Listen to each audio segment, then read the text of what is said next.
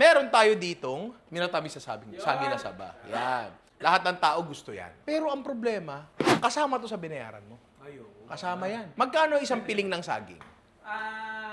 Kung naalala mo. May 200 yan. 200 na isang piling ng saging. Ang bilihan ngayon ay hindi kilo, di ba? Okay, ni kilo ba? Isang kilo 70. Isang kilo 70. Yeah. Okay. Alam naman natin na, narinig na natin to, kung saan man, na ang balat daw ng saging ay pwedeng kainin. Pwede mo nga daw gulayin. At ang ginagawa dyan, kadalasan, ginagawang burger patty. Admittedly, hindi ako masyadong natuwa. Hindi kasalanan nung balat ng saging, kundi kasalanan ko. Kasi, ang problema dyan, durug-durug siya, i-chop mo siya. Tapos kailangan mong saksakan ng napakaraming binder. Ano nilagay natin doon? Breadcrumbs, itlog, may starch pa, tsaka harina, para lang mabuo siya. Ang pinaka-nalalasahan mo na lang talaga ay yung mga binder niya. Ito naman, inherently, wala na namang talagang masyadong lasa to eh. Pero, nung pagkakagat ko nun, natikman ko siya as a vegetable. Yun siya, medyo may malaking chunk doon eh, tinikman ko.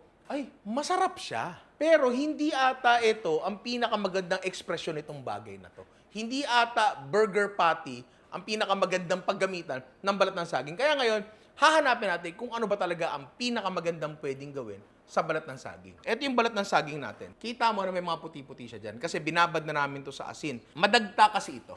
Actually, sa kahit anong saging minsan pag pilas mo ganyan, may kita mo yung tangkay nagdadagtayan di ba? Kailangan natin alisin yung dagta. Plus, inalis din namin yung makapal na tangkay din Yan, pinutol din namin yan kasi nandun nga yung dagta, di ba? So ngayon, merong pre-prep bago siya gawin. Pero ang maganda niyan, pucha, libreng ulam to. Tropahin mo yung nagbebenta ng banana ko sa inyo. Healthy din yan, kahit balat yan. Tama, alin baby? Baby? Yung mga balat mo ng saging, ako na magtatapon. Sige, basta wag mo nang babalik sa akin. Oo. Tapos pagkakuha mo, may upos sa sigarilyo. Siyempre, kinukonsidera nilang basura yon. Ay, hanap ka na lang ng malinis, di ba? Pero hindi ko alam ang macros nito kung palagay ko fiber na lang to di ba? Hindi ko sure. Pero in the spirit of hindi pagsasayang ng pagkain, try natin, pare. Ngayon, kailangan natin banlawan to. Dahil nga ako ay may experience na dito ng isang beses, ginawa namin last week, meron akong mga bagay na natutunan. Una, kailangan mo talagang banlawan ng mabuti. Hindi isang banlaw lang. So, isa-isa ko siyang babanlawan. Kasi may naiipit na asin. And kapag dito, umalat na, wala ka na masyadong tsansa pa na timplahan siya. Kasi maalat na nga siya, di ba? Opo! May knock-knock tayo ngayon. Ay, oo nga. Ay, oo. May mga utang na knock-knock. Balat! O, di balat. Sige, para madali. Para doon sa mga may dalawang knock-knock, makahabol. Teka lang. Bago ka mag-knock-knock, mas may pogi points kapag balat ng saging. Balat ng saba. Balat na saba, pwede rin, no? Who's there? O, wala na agad. Ay, balat ng saba ho. Balat ng saba! Okay. Next na natutunan ko yan, nabanlawan nating mabuti yan. Kung kaya nyo pang banlawan na mas maraming beses, okay yon. Pero, doon sa next na step natin, pakukuluan natin siya. So, lulutuin mo muna siya bago mo siya lutuin talaga para lang lumambot siya. Ang ingay lalabanan ko. Para lang lumambot siya, tsaka kumatas pa yung dagta at alat. Ngayon, silipin mo. Ang laki niyan. Halos punong-puno ng tubig yan. At mukha siyang masyado marami para dito, pero kailangan yon. Lagyan natin yan dyan. Kailangan yon para, anong nangyari kasi nung nagluto kami nun, pinakuluan namin siya hanggang mawala yung tubig, tapos dagdagan lang namin ng konti-konti ng tubig. Kasi ang thinking ko nun, kailangan lang namang lutuin. Yun lang naman, kailangan lang naman siya lutuin, pero hindi pala. Kailangan mo rin talagang maalis sa kanya yung mga bagay na ayaw mo, mainly yung asin tsaka yung dagta. So, nung niluto namin siya, okay naman yung patty. Okay naman siya. Pero, yung balat ng saging itself, medyo maalat-alat siya ng konti. So, again, kapag mas maalat, wala naman masyadong problema kasi titimplahan mo rin naman yan. Pero, malilesin yung control mo. Ako, ang pantimpla ko ay patis. Oo, patis ang pantimpla ko. So, mas gusto ko, patis ang ilagay dyan kaysa asin. Pakukuluin natin to, kung gaano katagal, di ko masabi. Pero dapat para na siyang repolyo. Lutong repolyo, yung makakain mo na siya. Balikan nyo kami dito, mamaya kakain muna kami ng minatamis sa saging. After 1.5 oras, na siya. Pag inamoy mo, amoy pinakulan saging. Iyan. Ngayon, kailangan ko siyang tikman para malaman kung luto na ba siya at kung masyado bang maalat. Mainit? The perfect bite. Hindi siya masyado maalat at lasa na siyang gulay. Diba? Noong una ko natikman to, ang una ko sinabi sa sarili ko, mas masarap tong gataan. Kasi para siyang sinantulan. Alam niyo yung sinantulan? Alam niyo yung sinantulan?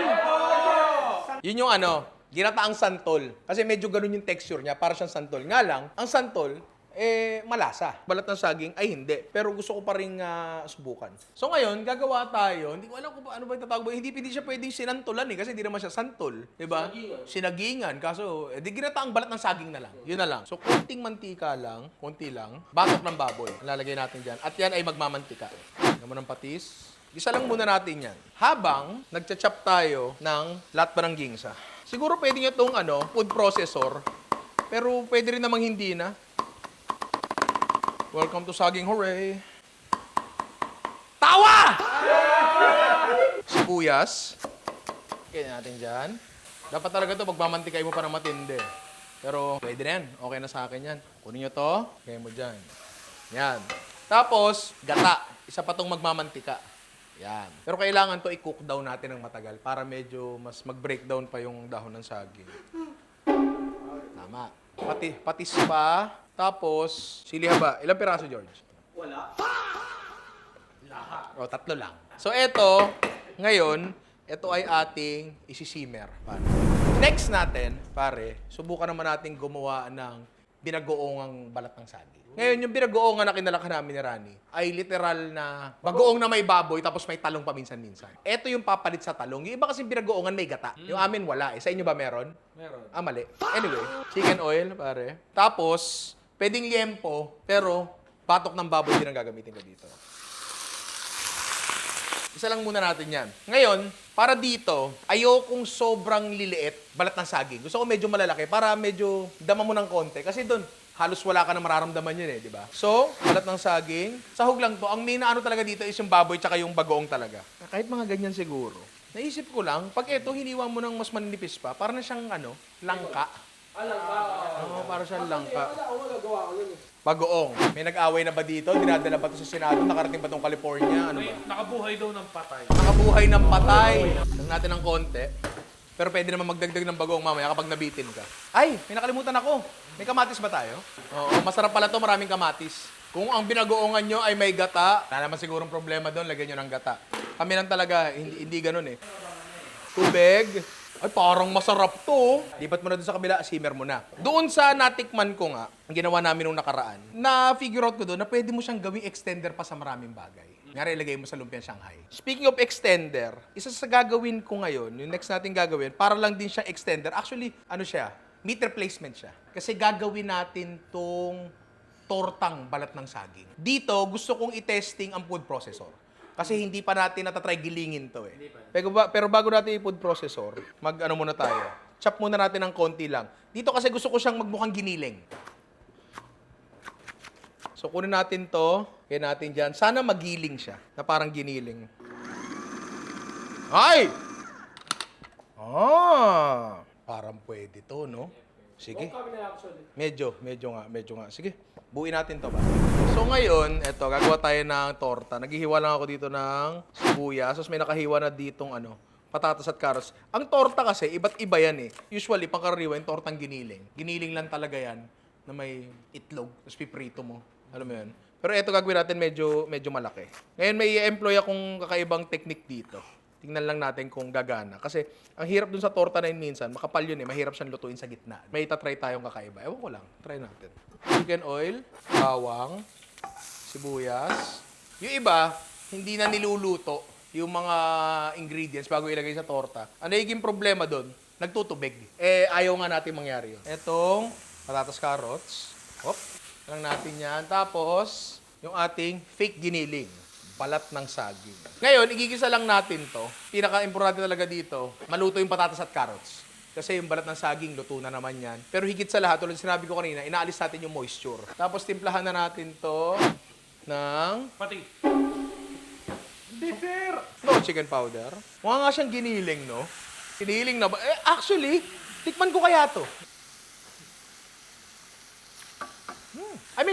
Hindi talaga siya karning-karne. Alam naman natin dapat yun. Okay siya.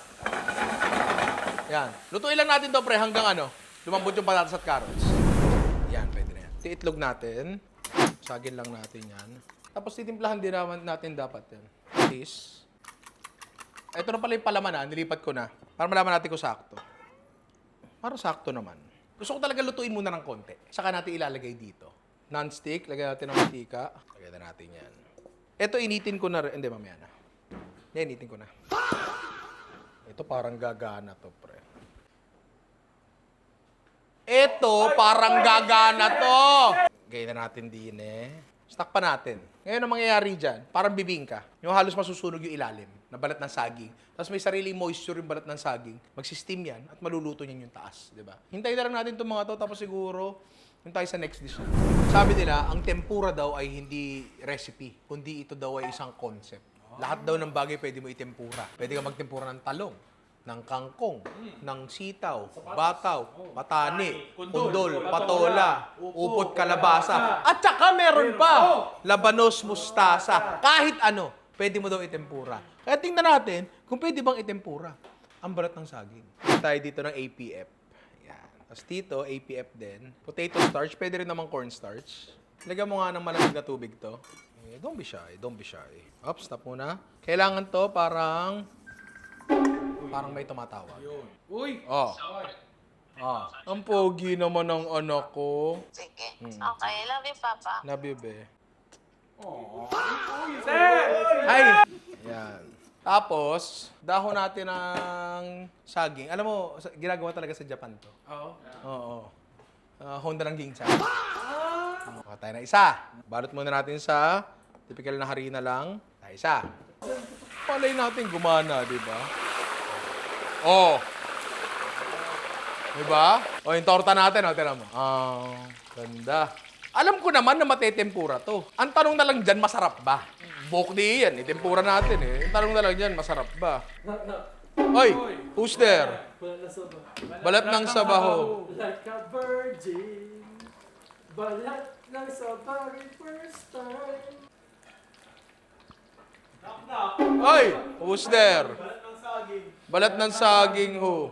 Balat ng saging sa ating dalawa. Okay. Alright. Ngayon, gawa na tayo ng mabilisang fake sausawan. Konting Japanese soy sauce, konting mirin, konting asukal with 7 ants, konting tubig. Ito ano lang to fake tempura sauce na lang to. Hindi ko talaga alam kung bakit, pero may labanos yun di ba? Yan. Ito yung huli nating niluto, pero ito rin yung una natin titikman kasi dapat to malutong pa. Hindi ko nakapon to, sir Parang ninakaw nyo pa sa Tokyo to Grabe naman yung plating. Oh. Hapon na hapon. Di ba? At eto na, pare, ang ating balat ng saging na tempura. Mukha namang masarap, pero paano natin malalaman kung masarap yan? Tikman na natin yan. Pero, iyan.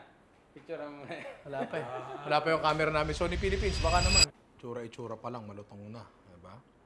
Yan, sasawsaw natin din on the perfect bite. Uy. Lumalaban Ang unang papasok, siyang babagsak. Ayun yung hibla-hibla niya. Minsan yung hibla, lalo kung pelikula, okay lang. Oo.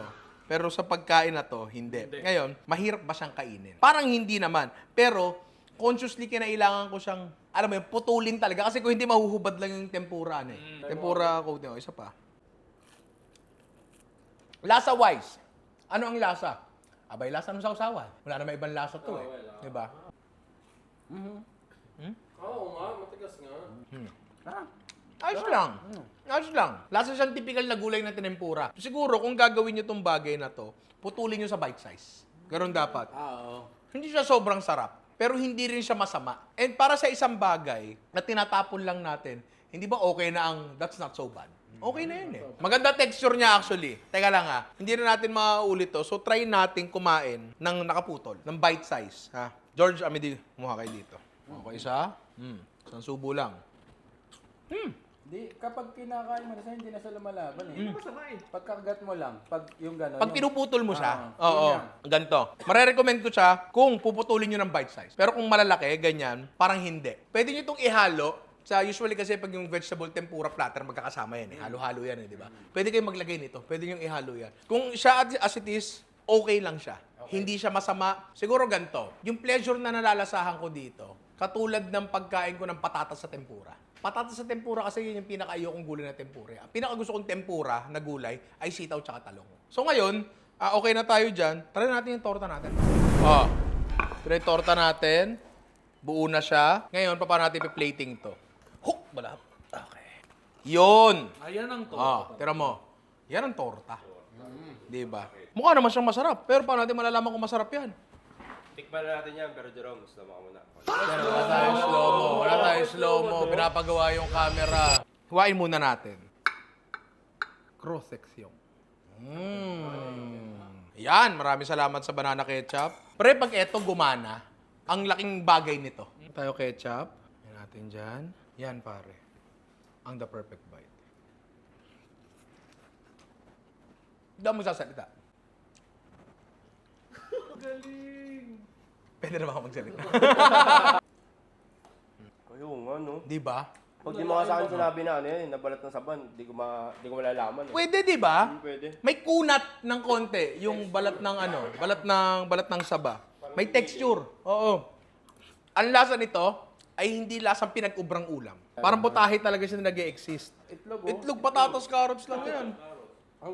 Di ba? Gagi, kuhang-kuha. Alam mo, di hamak na mas okay ito. At actually, kahit yung tempura natin doon sa ginagawang burger patty na ano, yung burger patty natin, pero hindi masyadong okay. Hindi ko sinasabi in general lahat ng recipe ganun. Baka yung ginawa ko lang. Pero ito, sarap to ha. Kung ikaw ay nanonood ng Ninong Ray Vlog, tapos wala ka pang ginagawang kahit anong putahe, siguro nanonood ka lang kasi gwapo ako. Okay, pasok! Pasok! Try mo to. Promise. At kung ikaw ay nagtatry na ng mga Ninong Ray recipes, mula nung nanonood ka pa, idagdag mo to. Promise. Hindi siya kakaiba na parang ano wow! It's so... Di ba? Hindi ganun Kakaiba siya in a way na parang katulad niya yung original. Pero ang susi dito, kailangan pino yung pagkakagiling. Masarap siya. Tsaka ang simple niya, kasi kung ano yung nakasanayan mong technique sa torta, yun na talaga. Actually, medyo mas mahirapan ng konti ito Pwede nga yung scrambled eggs, halo mo na lang Di ba? Yun din naman yan, medyo makapal lang siya ng konti. Di ba? Di ba? Chamba yan. Ang tinding chamba niyan. Hindi ako makaget over kasi yan sarap talaga. Promise. So ngayon, ikat mo na yan para matikman nyo ng lahat. Ito na. Excited na si George dito. Alam mo, naisip ko lang. Sana pala nilagyan natin to ng kahit 5 pisong hibe. Wala na, luto na Sana kanina pa. Kasi 5 piso lang yun, pero ang laki ng dinadagdag na lasa nun. Actually, kung nagdagdag pa tayo ng gata, siluto pa natin ng mas matagal. Mas magmamantika sana to. At eto na, pare, ang ating ginataan na balat ng saging na napakabango at mukha rin namang masarap. Pero paano natin malalaman kung masarap yan? Iyan, picturean mo na yan kasi wala pa yung camera.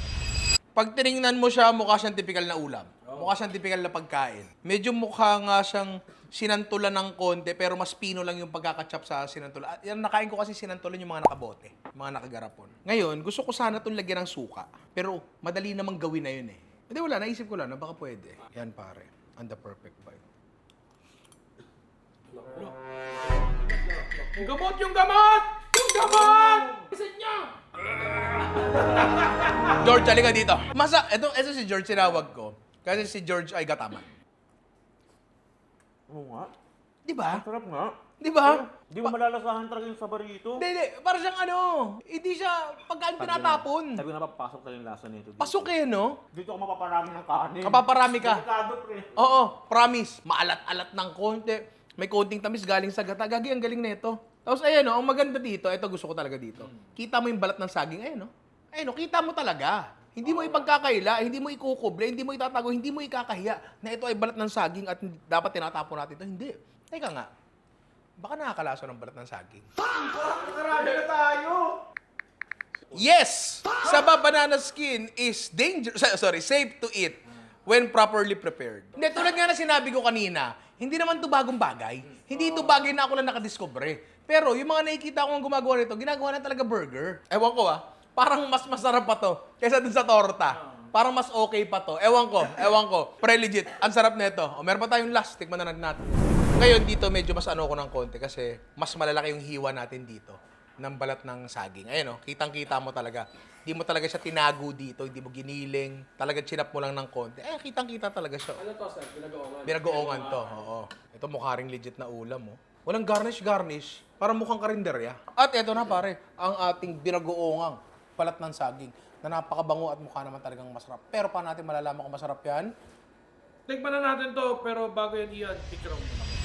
Habang kumukuha si Ami din ng kutsara, knock-knock. Oy! Who's there? Balat ng saging. Oy, balat ng saging ko. Ito medyo lumang kanta to. Tapos kanta to ng mga makalumang tunay na lalaki. Tinugtog kanta to sa isang lumang sitcom sa ABS-CBN. Handa na ba kayo mga bata? Tanda na po. Balat, balat, balat, balat ng saging. Kung alam nyo po kung saang sitcom pinalabas yung kantang yon, comment nyo po sa baba. Alam mo, ang magaling dito sa balat ng saging, ang tagal na natin pinakuluan, niluto pa natin uli, pero intact pa rin siya. Hindi siya nadudurog, di ba?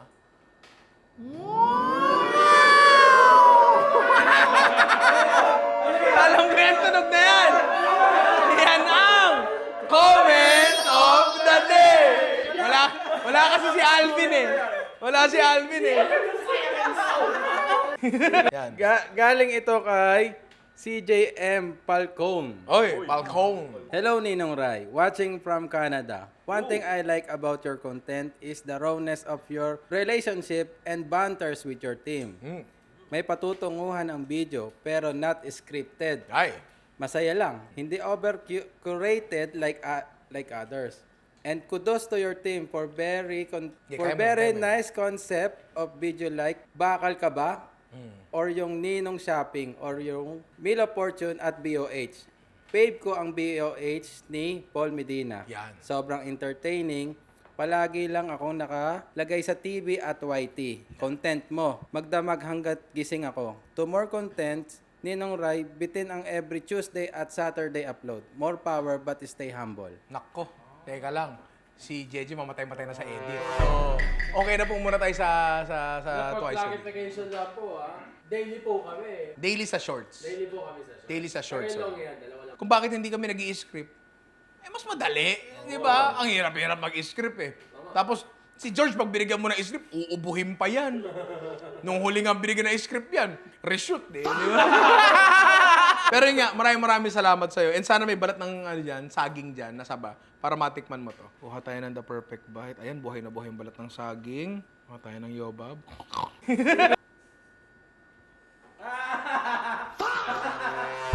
Uy, mali! Test yun! Yan pare. Ang the perfect bite. Knock-knock! Who's there? Balat! Tsaka balat na saging. Oy! Ay ikaw at walang iba. Ang balat-balat sa akin ay tunay na tunay. Balat ka ng saging. Okay. Kanina ka pa eh. Gigil ka sa bagong eh. Halika dito. Tama ako eh. Diba? Papasok yung lasa ng bagong sa ano eh. Hinigop nung Saging. nung balat ng saging yung lasa ng bagong. Masarap. Okay. Masarap ba siya dahil sa timpla? Hindi lang yun eh. Yung balat ng saging mismo ang sarap gulayan. Di ba? Bagay ka siya pang gulay. Bagay siya pang gulay. Bagay siya pang ulam. Bagay siya pang gisa-gisa. Ang hindi ko lang alam kung papasara ba to, yung gigisa mo na sa lagyan mo ng konting giniling tsaka hipon. Parang nga, ngayon ko lang din na-realize na parang nga siyang puso ng saging. Di ba? Although, ang tinutukoy kong puso ng saging dito, pre, yung bilog-bilog, yung medyo mas haba, parang ganun siya. Ito ay technically, binayaran mo pa rin. Pero, itatapon mo na to dapat. Tatapon mo na dapat yan eh, di ba? Ito yung minatamis na saging namin. Kapag ako bumili ng saging na saba, tapos gusto ko magpaluto ng putahe, ito lang yung i-expect ko. Ayan, minatamis na saging. Bigla may ganito pa. Bigla may ganyan pa. Bigla may ganun pa. Bago ako mag-closing, ang mga knock-knock nyo, Balat ng saging. Balat ng saging, Ay, siya rin ginagawa mo sa akin. Balat ng saging! Banal na aso! Utang na lang ulit. Nako! Tatlong knock. Nakapagpasya kayo may utang isa. Ikaw din may utang ka pang isa. Who's there? Saging saba. Saging sabaho. Saging saba! Tatanggapin ko yan. Ngayon lang. Bound sa utang eh. Anyway, yun lang mga inaanak. Sana itry nyo itong mga recipe nito kasi promise, masarap talaga lahat. Yung ano lang talaga ang medyo tagilid, tempura. Pero the rest, ay pucha, napakasarap. Dati nakikita mo lang yan, nakatumpok lang sa plastic at tabi ng nag-ano ng babanana Q di ba? Oo. Nilalangaw na yan. Nilalangaw na. Pwede naman pala lutuin na ganyan. Comment nyo lang sa baba, itatry ko yan. Yun lang mga inaanak, I love you all. And nga pala, huwag nyo kakalimutan, by this time na lumabas to, available na ang ating bagong design ng merch. O, Jay, lagay mo dito yung dalawang design. At syempre, huwag nyo kakalimutan umorder ng perfume treats. Pare, isabay nyo na yan doon sa merch natin para pogi ka na, mabango ka pa. I love you mga inaanak. Hanggang sa muli.